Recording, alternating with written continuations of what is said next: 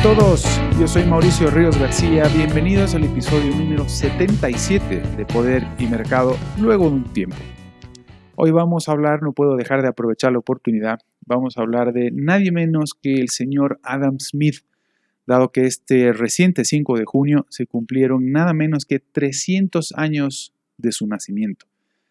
Recordarlo tanto a él como su gran aporte resulta pues pertinente para hacerle algo de justicia a este buen hombre. Vamos a ver, tanto Adam Smith como sus incalculables aportes han sido siempre motivo de polémica, y no solo entre sus detractores, sino también, por si acaso fuera sorpresa, entre los propios liberales. También se le hace críticas a Smith desde el liberalismo. Se supone que Adam Smith es el padre de la economía y uno de los exponentes más importantes del liberalismo clásico nunca, más importantes que haya habido nunca, sin lugar a dudas.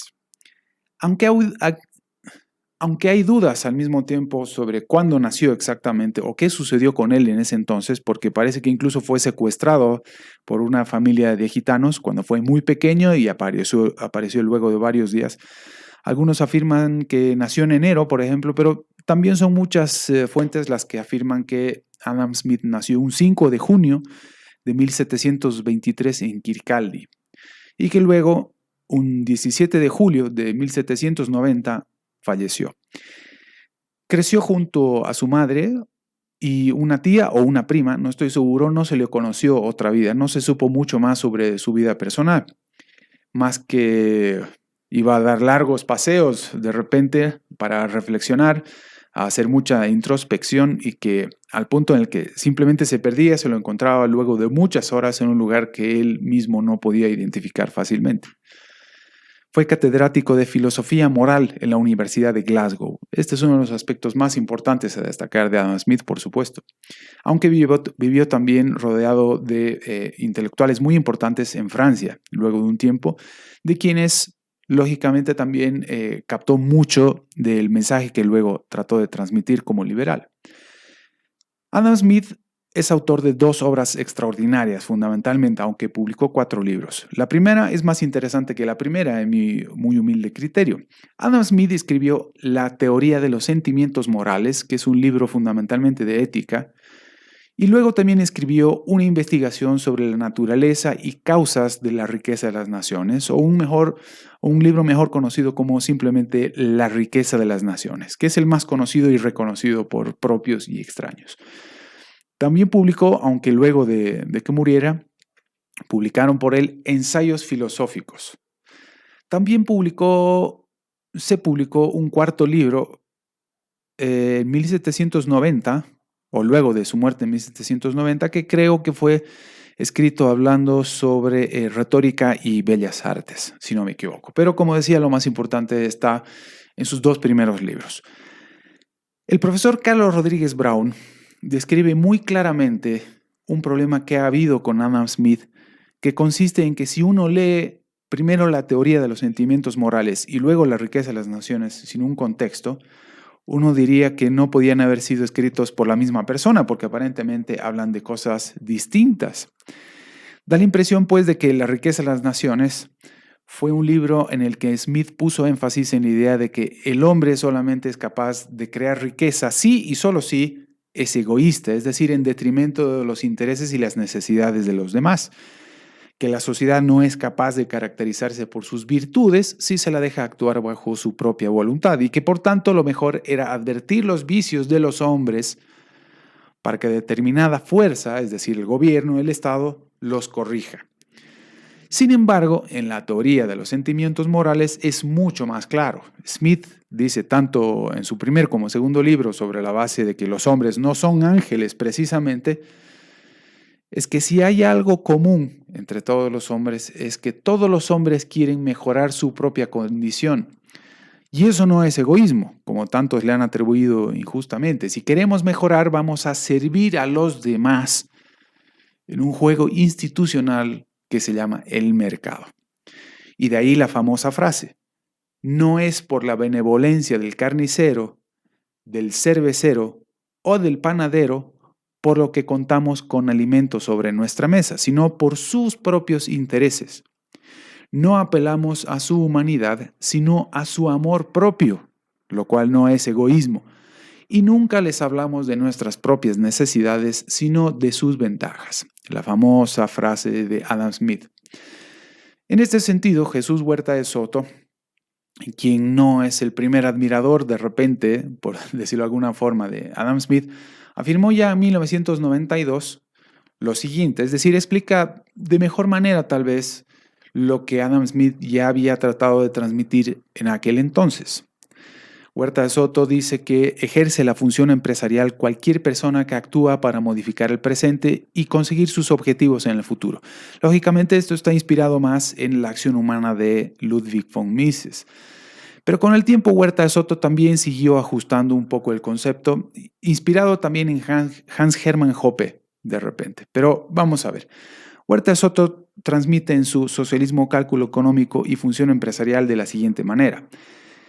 Empresario es aquel que, en un estado de alerta permanente, es capaz de ver, percibir, descubrir, identificar antes que nadie en su entorno la oportunidad de solucionar problemas de gente que ni siquiera conoce a cambio de un legítimo beneficio. Eso es actuar por amor propio tratando de servir a los demás. Si algo hizo Adam Smith con estos conceptos al escribir y publicar la teoría de los sentimientos morales y la riqueza de las naciones, fue terminar de destruir intelectualmente al mercantilismo que había predominado en Europa entre los siglos XVI y XVIII y que afirmaban que la riqueza y el crecimiento económico de una nación y un país estaban estrechamente ligados al comercio y a la acumulación de metales preciosos, especialmente oro y plata. Concretamente, el mercantilismo afirmaba que el crecimiento de un país se explicaba por su capacidad para exportar más bienes que los que importa, y que cuantas más exportaciones se realizara, más entrada de metales preciosos tendría. Y, por tanto, para apuntalar las exportaciones defendían las políticas proteccionistas, como aranceles y barreras comerciales, etcétera, para fomentar la producción interna y reducir las importaciones. Desde luego, esto no se traduce en otra cosa más que otorgar privilegios para aquellos empresarios que quieren cazar en el zoológico. Es decir, quienes más cerca estuvieran del poder, quienes mayores intereses tuvieran de proteger la industria nacional, eran quienes mayores privilegios obtenían de la fuerza del Estado. Para Adam Smith, en cambio, la prosperidad no estriba pues en los recursos naturales y objetos materiales, sino en un contexto propicio, caracterizado por, literalmente, paz, impuestos moderados y una tolerable administración de la justicia. En palabras de Smith, nada de esto es poco, en absoluto. Nada de lo que habla Smith es poco, en absoluto. Escribió poco, pero la contribución de todo lo que escribió es enorme. Haber destruido intelectualmente al mercantilismo no ha sido poco, por mucho que muchas de sus prácticas sigan vigentes hoy en día en un sinnúmero de países alrededor del mundo y sociedades. Pero además, Smith habló de que no hay posibilidad de crear riqueza de manera sostenida a largo plazo si la función empresarial, en palabras de los exponentes o más importantes de la Escuela Austriaca de Economía, por ejemplo, de la que hablan economistas más actuales como Mises, Hayek, Rothbard, Huerta de Soto, etc., y que además rescatan mucho de Adam Smith, si no existe un marco institucional que la acompañe. Este marco institucional está caracterizado fundamentalmente por 4 o 5 elementos, de repente, en línea con Adam Smith, por ejemplo, la teoría de los sentimientos morales, insisto, y la riqueza de las naciones. Propiedad privada, elemento fundamental. Smith defendió la importancia de la propiedad privada como un derecho fundamental que incentiva la inversión, la innovación y la eficiencia.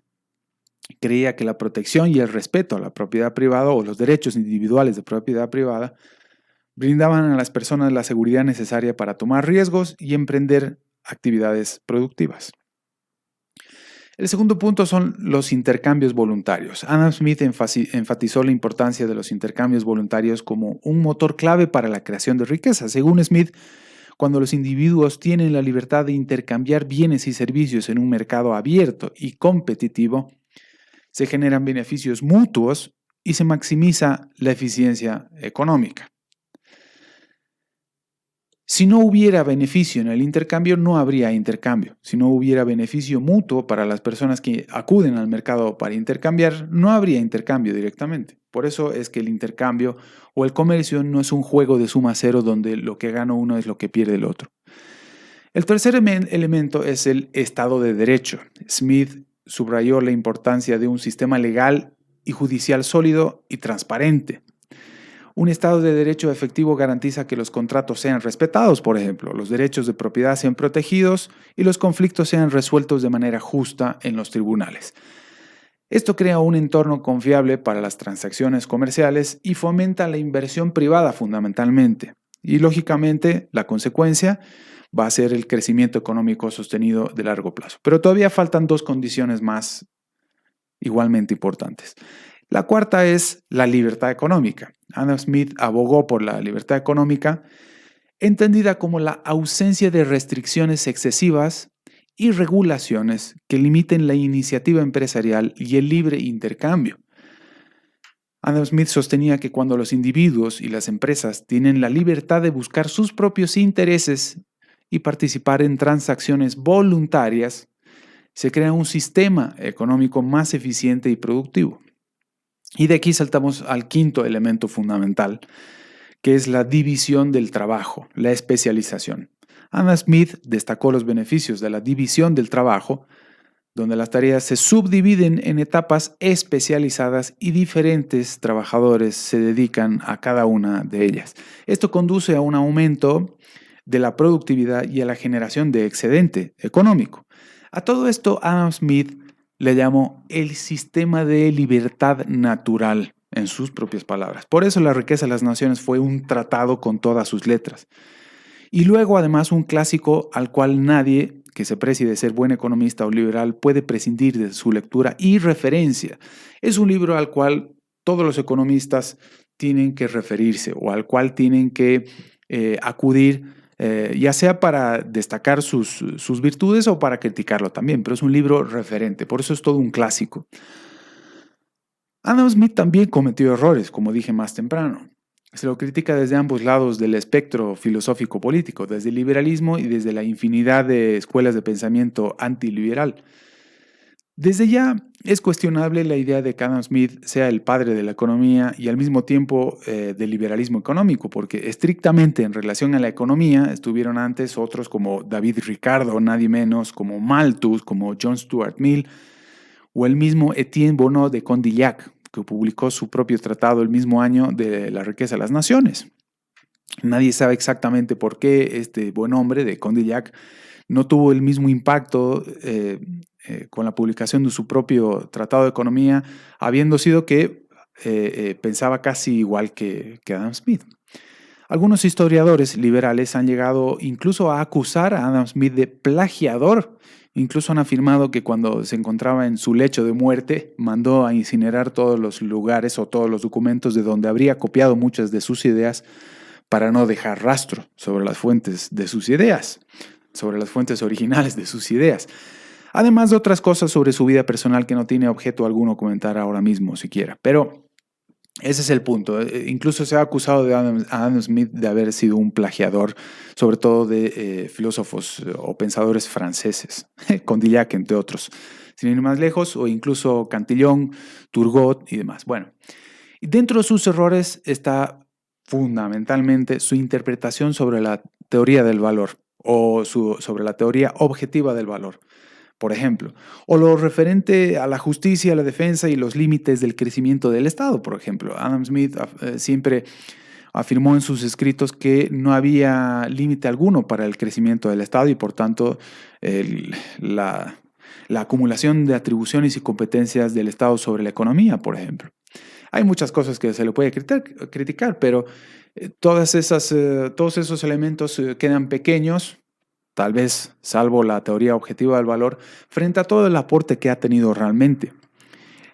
Ya ven ustedes cómo 300 años después de que nació se sigue hablando de Adam Smith y La riqueza de las naciones y la teoría de los sentimientos morales, el orden espontáneo, la mano invisible, la propiedad privada, la especialización, división del trabajo, etc. Lo cierto es que Adam Smith no es la caricatura usual que se hace de él y mucho menos, incluso desde el liberalismo clásico, sin siquiera haberlo leído. Lo identifican como un partidario del capitalismo salvaje, sin freno alguno. Lo identifican como el fiel defensor de la explotación del hombre por el hombre, cuando en realidad Adam Smith aplaudió la competencia y condenó severamente a los empresarios que, con todo tipo de pretextos, arrancan hasta el día de hoy, arrancan hasta el día de hoy monopolios al Estado, arrancan privilegios por medio del uso de la fuerza al Estado, arrancan subsidios, protecciones varias del poder político a expensas del pueblo, a quienes les hacen pagar por sus costos y a quienes hacen simplemente, pagar por sus costos. Ojalá esto impulse un poco más la lectura de Adam Smith, del liberalismo clásico en general, para tener una opinión formada al respecto y saber de qué se trata Adam Smith exactamente. ¿Dónde comienzan las ideas del liberalismo económico, al menos más importantes? ¿Cuál es el mensaje fundamental de Adam Smith? ¿Por qué es tan importante saber que no solamente escribió La riqueza de las naciones, sino y sobre todo la teoría de los sentimientos morales? Que se refirió a la famosa mano invisible, dando a entender que había alguien que manejaba el mercado de arriba a abajo, que el mercado tiene una lógica verticalista, de arriba a abajo, que hay alguien que manipula de alguna forma las fuerzas del mercado, cuando esto no es así. Las metáforas en economía son siempre peligrosas y en esto Adam Smith, aunque utilizó una sola vez la metáfora en La riqueza de las naciones de la mano invisible, una sola vez en la teoría de los sentimientos morales, pues es lo que ha quedado en el imaginario colectivo de la gente o de los académicos y demás y de las malas interpretaciones que se pueda hacer. Da pie pues también a teorías conspirativas respecto de lo que es realmente el mercado, a ver si es realmente tan fácilmente manipulable como dicen muchos. Entonces yo creo que es mucho más importante leer a Adam Smith antes de criticarlo y de suponer cuál es exactamente el mensaje que quiso transmitir con estos dos libros tan poderosos y que yo tengo afortunadamente en mi poder y a los cuales me puedo referir.